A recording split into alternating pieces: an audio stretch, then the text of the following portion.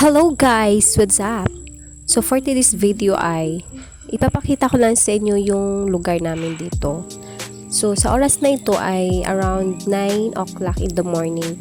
Tirik na yung init ng araw.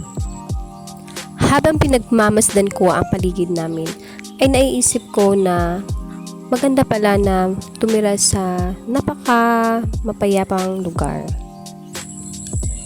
Yung lugar kasi namin ay medyo malayo kami sa mga matataong lugar. Malayo din kami sa mga mauusok tulad ng mga maraming sasakyan.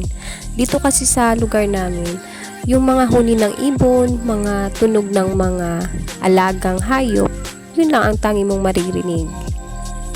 Dito sa probinsya, masarap manirahan kasi pwede ka makapagtatanim ng kahit na ano, basta may lugar ka lang.